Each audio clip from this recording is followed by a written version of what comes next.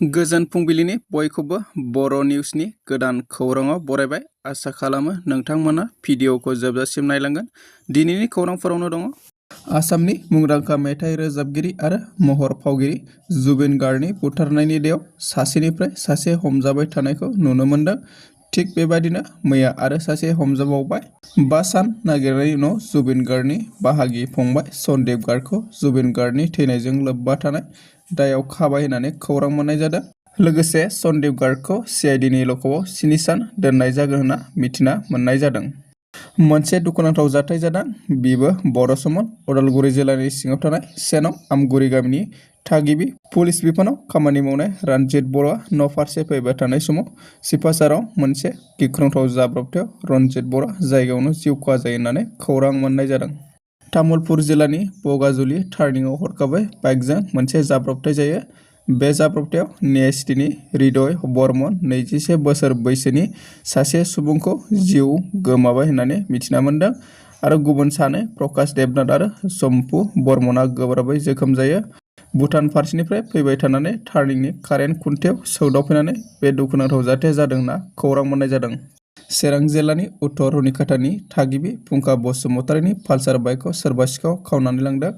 फुंखा बसुमतारिनि S19Q0775 नाम्बारनि गंसे गोथां गाबनि 150 पालसार बाइकखौ मैया 7 अक्ट'बर खालि सानजौफुनि 11 रिंगासो समाव सोरबा सिखाव खावनानै लांदों। सान्तिपुर इलेक्ट्रिक सेन्ट्रियाव हाबा मावग्रा फुंखा बसुमतारिया 7 अक्ट'बरनि सानजौफुआव डिउटि मावनो ओंखारलांनाय समाव सान्तिपुर मोब्लिब मिरुनि लांगोनायाव गावनि बाइकखौ गालांनानै कम्पानिनि गारिजों थांदोंमोन। बे समावनो सोरबा दुथाङा खावनानै लाङो। बे समाव गोमानाय बाइकखौ सोरबाफोर बहाबा नुयोब्ला 8761089739 जानबुं अनजिमायाव फोनांजाब खालामनानै फोरमायहरनो खावलायदों फुंखा बसुमतारि बिथाङा। रेल टिकेटनि कालारखौ सोलायनो थाखाय अनलाइन सुबिदा बेखेवसिगोन। मिथिनाय बादिब्ला गिबि खेबनि थाखाय भारतारि रेलवेआ मोनसे अनलाइन सिबिथाइ जागायनो बिथांखि लादों, जाय दावबायारिफोरा गावसोरनि रिजार्भ खालामनाय टिकेटनि कालारखौ सोलायनो हागोन। बे गोदान सुबिदाखौ 2026 मायथाइनि जानुवारि दानसिमाव मोनफुंनाय जागोन होनना मिथिना मोन्दों, जाय दावबायारिफोरनि सुबिदाखौ बांहोनो थाखाय रेल सिबिथायखौ डिजिटाइज खालामनायनि मोनसे गोनांथार आगान होगासिनो दं होननानै खौरां मोननाय जादों। मैया 8 अक्ट'बर इन्डियान एयार फर्स डे। हादरनि थाखाय गावनि जिउखौ बाउसोमनाय रौनिया आरो पाइलटफोरखौ मान बावनो आरो भारतारि एयार फर्स गायसननाय सानखौ फालिनो थाखाय बोसोरफ्रोमबो 8 अक्ट'बराव इन्डियान एयार फर्स डे एबा भारतारि एयार फर्स सान फालिनाय जायो।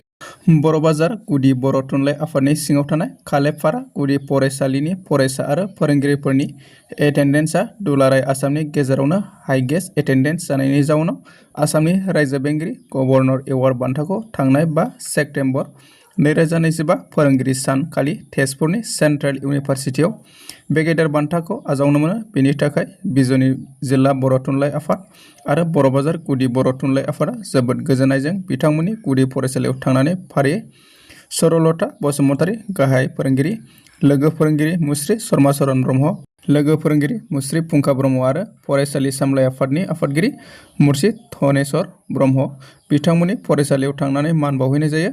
बे हाबाफारियाव बिजिनि जिल्ला बर' थुनलाइ आफादनि नेहाथारि मुर्शिद दिलीप ब्रह्म, रांबाख्रि जगत सिं नार्जारि, लोगोसे नेहाथारि इन्द्र महन बसुमतारि, गाहाय सुजुगिरि ललित महन बसुमतारि, कृष्ण गयारि आरो बरबाजार गुदि बर' थुनलाइ आफादनि नेहाथारि सुनय गयारि, लेङाइ आफादगिरि बिनेन्द्र बसुमतारि, आफादगिरि ललित महन बसुमतारि बिथांमोना मान बावहोयो। दासिमनि खौराङा एसेनोसै। अन्नानै खौरांखौ मोजां मोनदोंबा लाइक, कमेन्ट, शेयार आरो साबस्क्राइब बानायदो।